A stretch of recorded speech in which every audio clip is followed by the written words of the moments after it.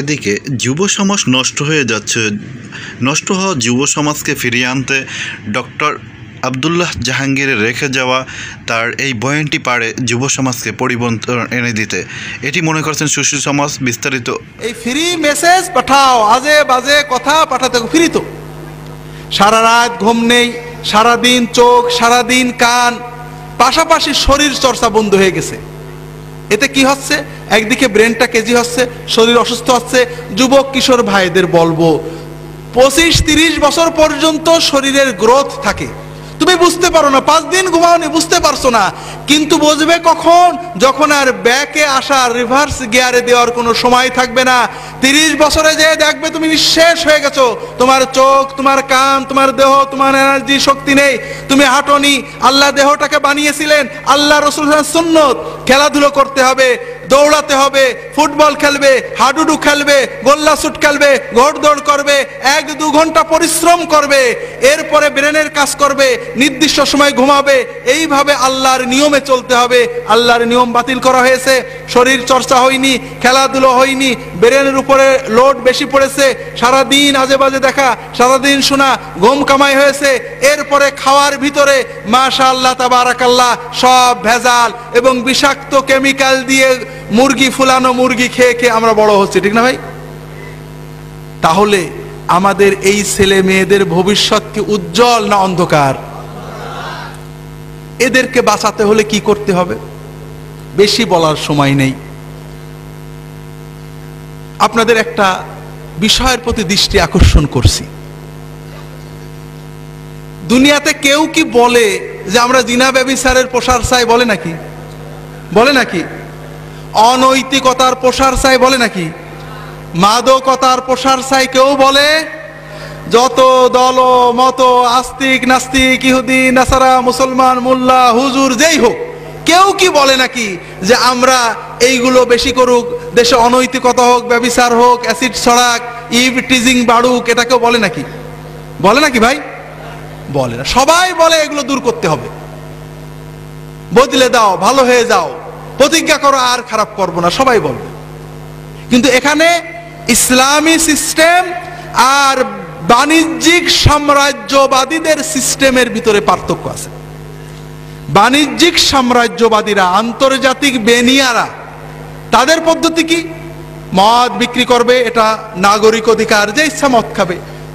বিড়ি সিগারেট বিজ্ঞাপন দেবে, বিক্রি করবে, এটা নাগরিক অধিকার, যে চাই খাবে।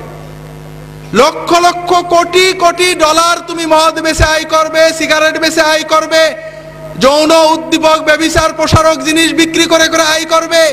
এরপরে 2-4 লাখ টাকা তুমি এইডস ফান্ডে, ধূমপান নিরোধ ফান্ডে, ক্যান্সার ফান্ডে, মাদকতা বিরোধী ফান্ডে প্রচারে দান করে দেবে। আমার কথাটা কি আপনারা বুঝতে পেরেছেন? তারা বলবে মদ চালু থাকবে, মদ প্রচার হোক, এটা একটা না মানুষের অধিকার, যে চাই খাবে। মাদকতা প্রচার হোক, এটা হোক সেটা হোক, তবে এগুলো খারাপ, মানুষকে বুঝাতে হবে। কথাটা কি বুঝতে পেরেছেন? এটা হলো তাদের বাণিজ্যিক স্বার্থে কোটি কোটি মানুষের রক্ত চুষে আয় করছে। খুব ভালো করে বুঝুন, ইসলামের নীতি হলো না, মানুষের অধিকার অবশ্যই আছে, যেটা না করলে মানুষের মৌলিক বিষয় লঙ্ঘিত হয় ওটাই হাত দেওয়া যাবে না। কিন্তু মদ না খাইলে কি মানুষের মৌলিক বিষয় লঙ্ঘিত হয় নাকি রে ভাই? বিড়ি না খাইলে কি মানুষের মৌলিক বিষয় লঙ্ঘিত হয় নাকি? ইসলামের কথা, ওদের কথা হলো মেলা চলবে, ছেলে মেয়ে বেহায়া নাচ চলবে, অশ্লীলতা চলবে, কিন্তু বলতে হবে যে তোমরা হেরোইন খাও না, ব্যভিচার করো না, ইভ টিজিং করো না। ছেলে মেয়ে আড্ডা দেবে, অশ্লীল সিনেমা দেখবে, কিন্তু বলতে হবে ইভ টিজিং করো না। ইভ টিজিং বলেন? ইভ টিজিং মানে হলো মেয়েদের উত্তক্ত করা, কোনো মেয়েকে খারাপ বলা।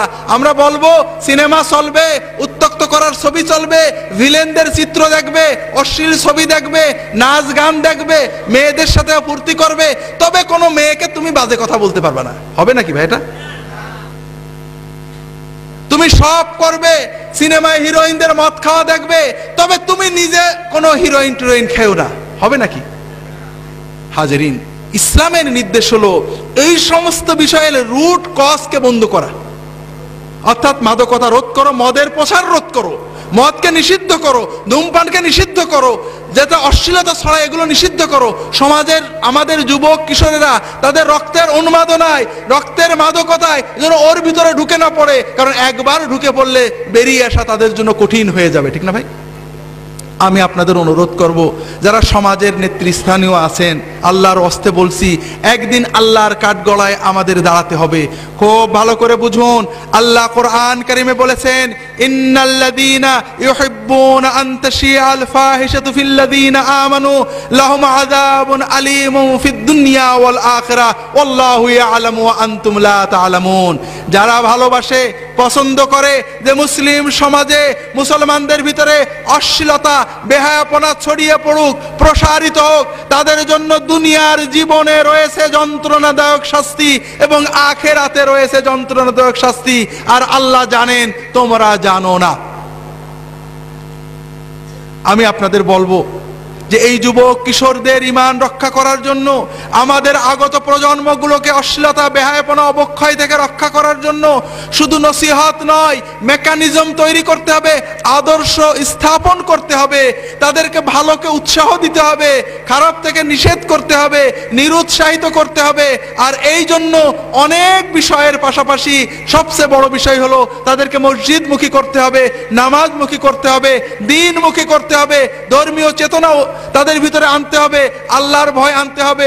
বিশ্বাস করেন, এই নগ্ন সমাজেও অনেক ছেলে মেয়ে আছে শুধু একমাত্র মাওলানা সাহেবের কথায় এখনো সে নিজেকে পবিত্র রেখেছে, এখনো নামাজ পড়ে আল্লাহর পথে থাকতে চায়। তার পিতামাতা তাকে ছেড়ে দিয়েছে, তার স্কুল, তার প্রতিষ্ঠান, তার সকল প্রচার মাধ্যম তাকে পাপের পথে থাকে, পাপের দিকে তাদেরকে আহ্বান করে। এরপরেও ওই যুবক, ওই কিশোর শুধুমাত্র ঈমানি চেতনায়, শুধুমাত্র আল্লাহর ভয়ে এখনো ভালোর পথে থাকে। এইরকম শত শত হাজার হাজার যুবক আমাদের দেশে রয়েছে, হাজিরিন। কিন্তু এরা কতদিন থাকবে? চারিদিকে ঈমান চোর কারখানা খোলা হয়েছে, বাঁচাতে হবে। হাজিরিন, এই বাঁচানোর, আমার ছেলে, আপনার ছেলের ঈমান বাঁচানোর দায়িত্ব আমাদের সরকারের, ঠিক না ভাই? ছেলে কার? আর আমার ছেলের ঈমান বাঁচানোর দায়িত্ব সলিমউদ্দিনের বাপের, নাকি কার? আমার ছেলের বাপের, ঠিক না? পরের ঘাড়ে দোষ দিয়ে আল্লাহর কাছে বার হবেন না। দুনিয়ায় হয়তো লিখসার দেওয়া যাবে। বড় আফসোস লাগে, আমাদের মুসলমান অভিভাবকেরা, ঢাকা শহরের মানুষেরা সারাদিন ব্যবসা করেন, চাকরি করেন, অবসর সময় টিভি দেখেন, ক্লাবে যান, কিন্তু ছেলে মেয়েদেরকে সময় দেন নাকি? দেন নাকি ভাই? আল্লাহর হস্তে বলছি, আমি শেষ করে দেব। ছেলে মেয়েদের সময় দেন। আপনার টাকা, আপনার বাড়ি, আপনার গাড়ি, আপনার সোসাইটি, আপনার বাণিজ্য, আপনার রাজনীতি, সবচেয়ে বড় হলো আপনার সন্তান। আপনার টাকা, আপনার বাড়ি, আপনার গাড়ি কোনোটাই জান্নাতে যাবে না, জান্নাতে নেবে না।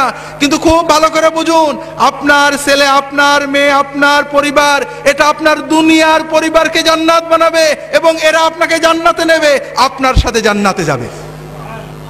যদি আপনি সময় দিতে পারেন, ছেলে মেয়েদের কাছে সময় দিন। প্রতিদিন 3 বেলা ছেলে মেয়েদের নিয়ে একসাথে খাওয়া দাওয়া করুন, তাদের সাথে বেড়ান, তাদেরকে সময় দিন, তাদের সাথে নিয়ে মসজিদে যান, নামাজ পড়েন। এইভাবে করতে থাকুন, ছেলে মেয়ে ভালো থাকবে। ছেড়ে দিয়েছেন, অনেক দূরে চলে গেছে, এখন টানবেন, আর পিছনে আসতে পারবে না।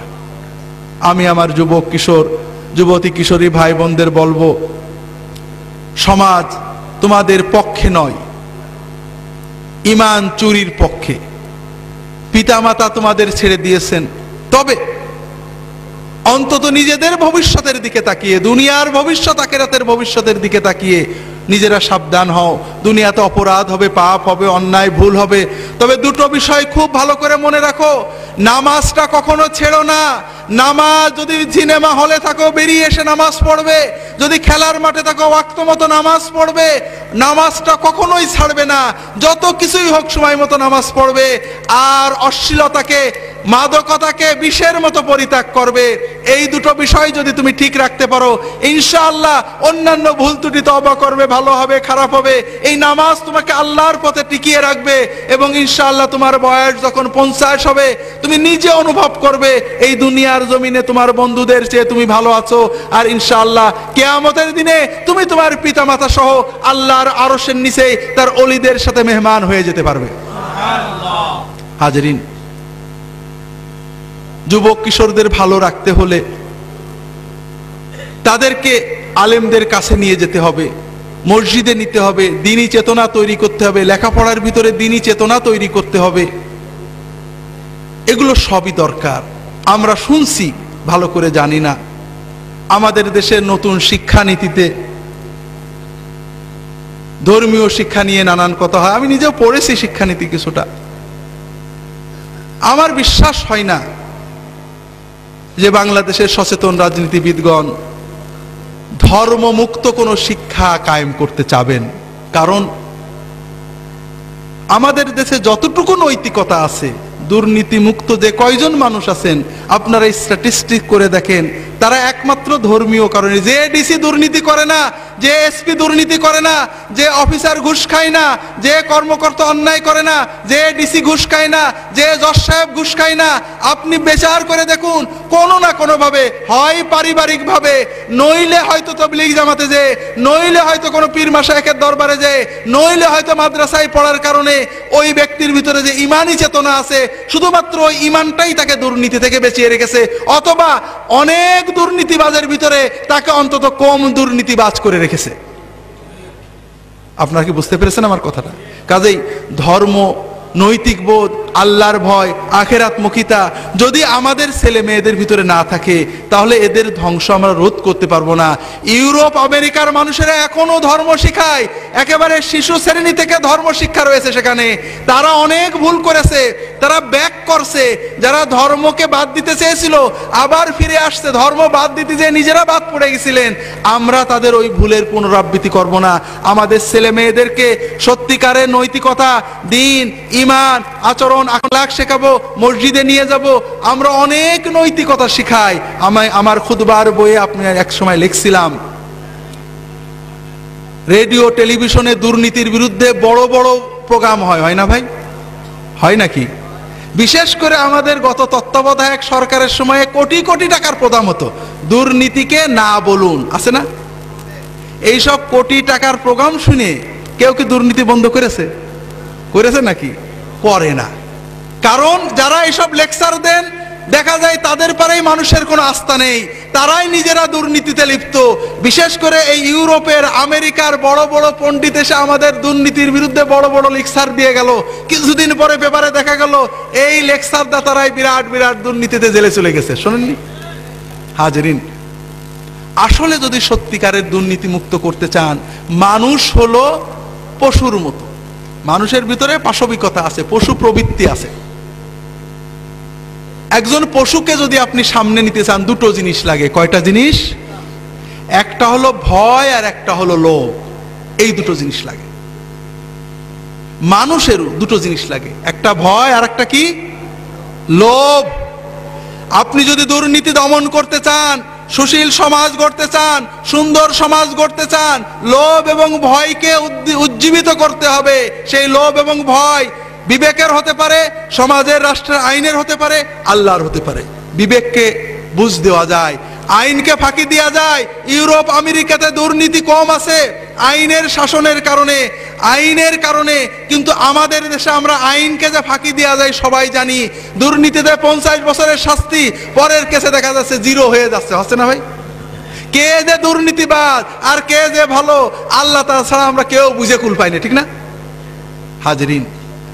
ভয়, আইনের ভয় দুর্নীতি দমন করে কিছুটা। যে দেশে আইন খুব কঠোর আছে, প্রকৃত দুর্নীতি দমন করে আল্লাহর ভয়। কিসের ভয়?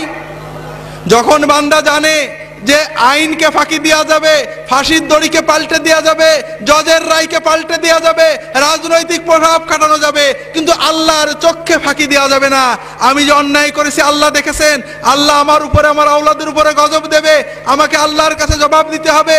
যখন বান্দা বোঝে যে আমি যদি ঘুষটা না খেয়ে সবর করি, আল্লাহ বরকত দেবে, আল্লাহ আমার আওলাদে বরকত দেবে, সম্পদ বাড়িয়ে দেবে, এই একমাত্র সবর, একমাত্র আল্লাহর কাছে পুরস্কারের লোভ, আল্লাহর কাছে শাস্তির ভয়, এটাই প্রকৃত নৈতিক নীতিবান দুর্নীতি মুক্ত মানুষ গড়তে পারে। আর এজন্য আমাদের যুবক কিশোরদেরকে, আমাদের সন্তানদেরকে নৈতিকতা, ধর্মীয় শিক্ষার আলোকে মানুষ করতে হবে। আল্লাহ তাআলা আমাদের তৌফিক দান করুন, আমিন।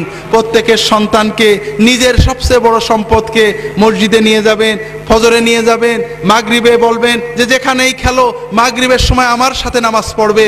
মাগরিবের পরে বাইরে থাকতে পারবে না, মাগরিবের নামাজ পড়তে বসবে, আম্মা খোঁজ রাখবে, 3 বেলা একসাথে খাবেন। যদি আপনি না পারেন স্ত্রীকে বলবেন খোঁজ রাখতে। এইভাবে সন্তানদেরকে অন্তত 20 বছর পর্যন্ত চোখের ভিতরে রাখবেন। আল্লাহ তাআলা হেফাজত করুন, আমিন। আমি আর লম্বা করছি না, অনেকক্ষণ বলা হয়ে গিয়েছে। আপনারা আমার জন্য দোয়া করবেন। আমার লেখা বইগুলো আছে, মুখে যে কথা বলি সব কথা ঠিক থাকে না, এক কথা থেকে আরেক কথা চলে যায়।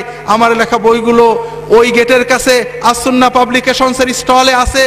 এই মাহফিল উপলক্ষে 40 থেকে 50% কমিশন দিয়ে মাত্র 5-10 টাকা এই আমাদের খরচপত্র রেখে বিক্রয় করা হচ্ছে। ইহয়াউস সুনান, সুন্নতের পুনরুজ্জীবন পড়বেন। হাদিসের নামে জালিয়াতি, সর্বশেষ আল মাউজুআত, ইসলামের নামে জঙ্গিবাদ। ইসলাম কি, জঙ্গিবাদ কি, জিহাদ কি, বাইবেলের জিহাদ কি, ইউরোপের জিহাদ কি, ইসলামের জিহাদ কি, একামতে দিন কিভাবে হবে, দিনই রাষ্ট্র প্রতিষ্ঠা, আমাদের বাংলাদেশ ইসলামী রাষ্ট্র নাকি তাগুতি রাষ্ট্র, সব কথা কোরআনের আলোকে, সুন্নাতের আলোকে পরিষ্কার বলা হয়েছে। সিলেট ক্যান্টনমেন্ট থেকে আর্টিলারি বিভাগের একজন অফিসার ফোন করেছেন, কর্মকর্তা, বড় অফিসার, যে আমরা জঙ্গিবাদের বিরুদ্ধে কাজ করার জন্য জঙ্গিবাদ বিষয়ক অনেক তথ্য জোগাড় করেছিলাম, কিন্তু আপনার বইটা পড়ার পরে মনে হচ্ছে আমরা যা কিছু জোগাড় করেছিলাম এতে 4 আনাও হয়েছিল না, 12 আনা আমাদের অজানা ছিল। কিভাবে জঙ্গিবাদ দমন হবে? জঙ্গিবাদের নামে যদি ইসলাম দমন করেন তাহলে কি পরিণতি হতে পারে?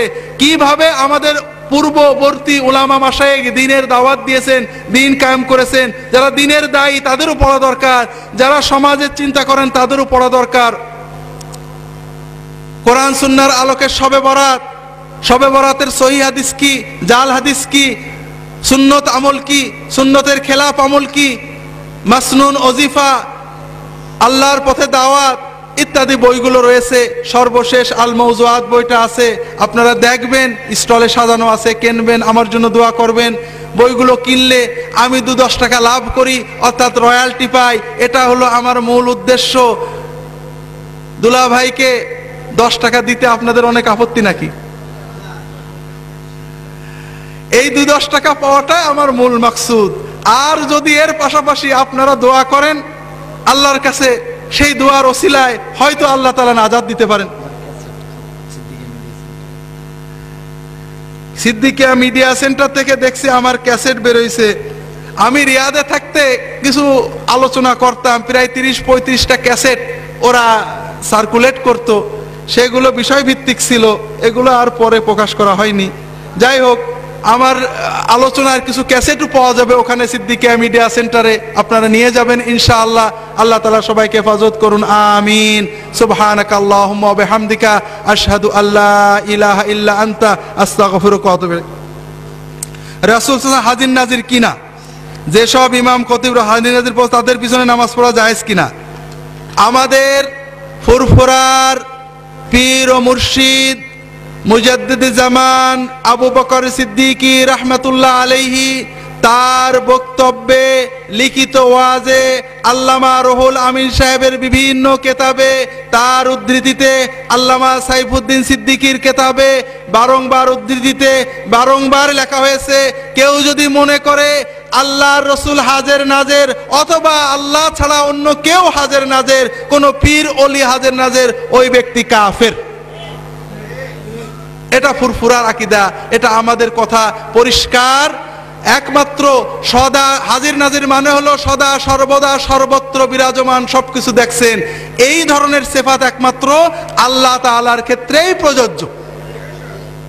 কাজেই যারা বলেন আল্লাহ তাআলা রাসূল হাজির নাজির, এটা ফুরফুরার মানহাজে, ফুরফুরার মুজাহিদান আবু বকর সিদ্দিকীর মতে, আল্লামা রুহুল আমিনের বিভিন্ন কেতাবে, আল্লামা সাইফুদ্দিন সিদ্দিকীর বিভিন্ন কেতাবে বারংবার উল্লেখ করা হয়েছে যে এই বিশ্বাস করা কুফরি, এরকম বিশ্বাস করলে ওই ব্যক্তি কাফের হয়ে যাবেন।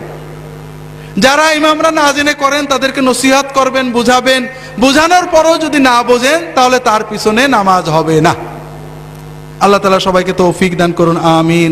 সুবহানাকাল্লাহুম্মা ওয়া বিহামদিকা আশহাদু আল্লা ইলাহা ইল্লা আনতা আস্তাগফিরুকা ওয়া আতুবু ইলাইক। আল্লাহুম্মা সাল্লি আলা মুহাম্মাদিন নবিয়্যিল উম্মি ওয়া আলা আলিহি ওয়া আসহাবিহি আজমাইন। আসসালামু আলাইকুম ওয়া রাহমাতুল্লাহি ওয়া বারাকাতুহু।